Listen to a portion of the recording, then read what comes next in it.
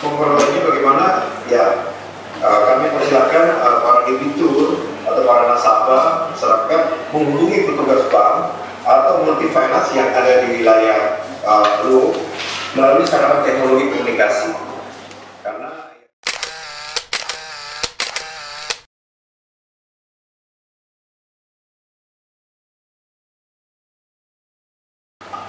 jadi kami menyampaikan ini Pak, hal yang sangat penting agar semua menjadi tahu, menjadi paham, sehingga tidak akan terjadi kegaduhan. Yang kita sangat menjaga bahwa Sulawesi Tengah ini relatif masih aman, dan khusus untuk Kabupaten Luwu Banggai, karena ini merupakan daerah yang kami anggap daerah yang paling potensial, memiliki pertumbuhan ekonomi yang paling bagus, sehingga kami sangat menjaga situasi seperti ini. Jaga jarak. Iya Bu, saudara di halaman 1 sudah dilaksanakan. Iya. Pak, mungkin saya mulai aja dari PUDK ini nomor 11, PUDK bulan Maret 2020, stimulus perekonomian nasional sebagai kebijakan dari counter cyclical dampak penyebaran coronavirus disease 2019 atau COVID-19. Tujuannya pertama dilaksanakan ini adalah untuk mengantisipasi penurunan kinerja dari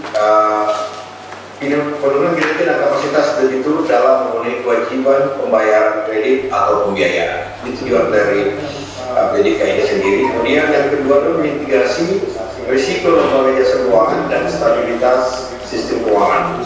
Yang ketiga, optimalisasi kinerja lembaga jasa keuangan dalam mendukung pertumbuhan ekonomi. Nah, dari ketiga tujuan ini, sasarannya kan di sektor perbankan dan sektor lembaga jasa keuangan dan bank. Nah, di sektor lembaga keuangan sendiri, di sektor lembaga perbankan sendiri, itu ada penilaian kualitas kredit atau pembiayaan dan bentuk penyediaan dana yang lain yang hanya didasarkan kepada ketepatan pembayaran pada pembayaran pokok dan atau bunga untuk pelapor sampai dengan 10 miliar. Jadi prioritas utama apabila ada debitur yang memang terdampak dan memerlukan tindak lanjut dari bank, maka bank hanya memperhitungkan pada ketepatan pembayarannya saja, tidak melihat 3 pilar. Pilar yang pertama itu adalah prospek keuangan, kondisi debitur, dan yang ketiga adalah ketepatan pembayaran. Jadi yang digunakan oleh bank hanya menilai ketepatan pembayarannya saja. Jadi restrukturisasi dengan peningkatan kualitas kredit atau pembiayaan menjadi lancar setelah direstrukturisasi tanpa batasan plafon. Nah, mungkin ada pertanyaan, bagaimana kalau plafonnya di atas 10 miliar? Kalau di atas 10 miliar itu diberlakukan ketentuan yang semula, yang tetap berlaku. Artinya 3 pilar digunakan. Nah, restrukturisasi ini jika dilakukan itu kreditnya menjadi lancar. Jadi bank juga tidak dirugikan dari sisi pembentukan cadangan BPAP atau CKPN yang diperoleh dari laba. Jadi sehingga bank ini akan menjadi rugi kalau seterusnya akan dilakukan restruktur dengan tidak ada pengecualian. Nah, kalau di sektor lembaga jasa keuangan Pak, non-bank ini penyesuaian pembayaran angsuran pokok atau bunga untuk biaya yang berkaitan dengan skema channeling atau joint financing yang berkaitan dengan perbankan. Nah, metode eksekutif terhadap lembaga pembiayaan yang memperoleh kredit dan dari perbankan, relaksasi diberikan melalui mekanisme sesuai dengan peraturan OJK mengenai stimulus perekonomian. Artinya tetap mengacu pada OJK 11 bulan 3 tahun 2020 ini.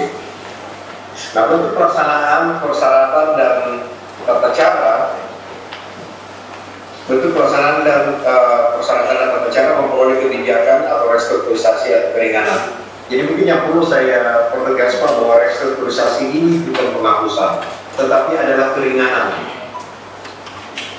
Jadi sesuai dengan siaran pers OJK tanggal 19 Maret dan siaran pers tanggal 20 Maret itu sudah memberikan edukasi kepada masyarakat melalui pimpinan di Jakarta, dalam hal ini Ketua Dewan Komisioner Bapak Ibu Santoso, mengenai teknis pelaksanaannya.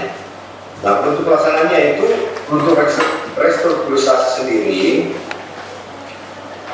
yaitu penyesuaian pembayaran kewajiban pokok atau bunga, antara lain melalui penurunan bunga atau margin dan penundaan sebagian pembayaran. Perpanjangan jangka waktu pembayaran, jadi bisa dengan pembayaran ini dilakukan dengan penurunan bunga atau margin untuk syariah dan penundaan sebagian pembayaran. Kemudian ada perpanjangan jangka waktu pembayaran dan bentuk lainnya diterapkan oleh bank atau multi finance berdasarkan hasil asesmen atau survei terhadap kondisi debitur yang dilakukan oleh bank.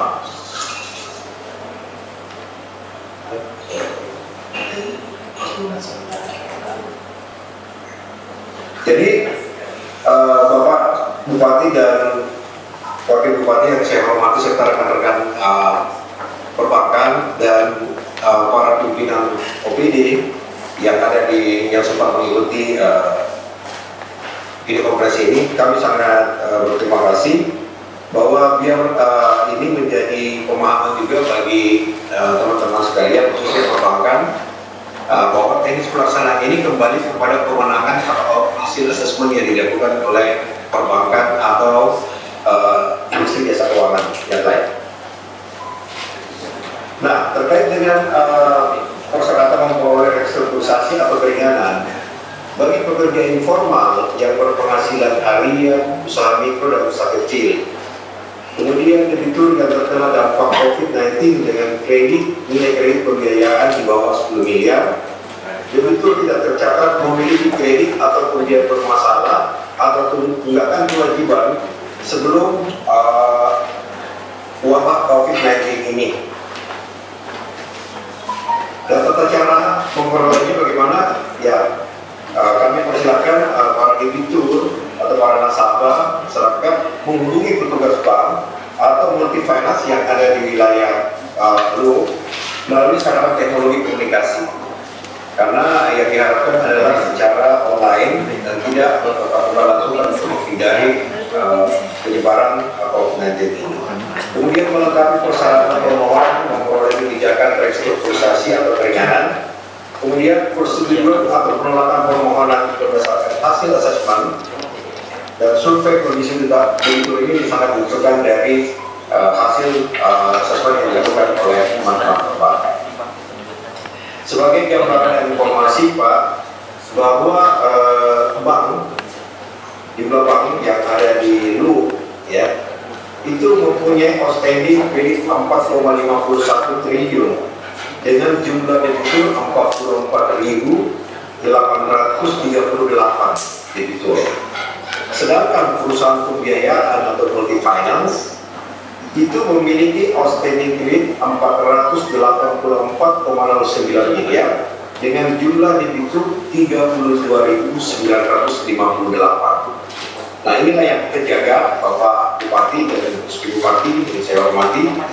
Bila kami jaga agar situasi ini tetap kondusif, tetap tenang, bank juga tetap melaksanakan fungsi sebagai lembaga keuangan sektor perbankan dan non-bank juga bisa melakukan pelayanan yang baik terhadap informasi yang diperlukan para debiturnya. Jadi jika ini dilaksanakan, tentunya kami akan melakukan monitoring Pak Bupati. Setiap minggu kami akan melaporkan ke Jakarta sejumlah berapa debitur yang terdampak di suatu daerah dan kita akan update terus menerus setiap minggu. Apakah pelaksanaan ini berjalan atau tidak, kita akan pantau. Inilah tugas OJK dan perbankan juga sudah mempersiapkan, baik yang kami dapatkan informasi langsung dari pusat, bank yang berkantor pusat di Jakarta itu sudah memiliki SOP bagaimana mekanisme memberikan restrukturisasi kepada debitur yang terdampak COVID-19. Mungkin akan ada pertanyaan, apakah yang terdampak saja? Tentunya juga akibat dari kita di rumah saja, ini membuat banyak usaha kecil tukang ojek tidak bisa melakukan aktivitas apa-apa. Ini tentunya menjadi prioritas bagi teman-teman di multi finance. Bagaimana mereka bisa diberikan kelonggaran, namun besarnya kelonggaran yang diberikan itu tergantung pada hasil asesmen yang dilakukan. Penundaan jangka waktu maksimal hanya bisa diberikan setahun, dan itu bisa dilakukan tergantung dari kewenangan yang diberikan oleh pihak finance atau leasing menurut hasil asesmen yang dilakukan. Demikian juga dari perbankan. Mungkin itu yang sebagai pengantar dari kami, Pak Bupati dan Pak Wakil Bupati. Barangkali ada hal yang perlu disampaikan, kami akan juga mencatat dan kira-kira ada masukan atau ada usulan apa. Terima kasih Pak, saya silakan kepada Pak Bupati dan Ibu Bupati.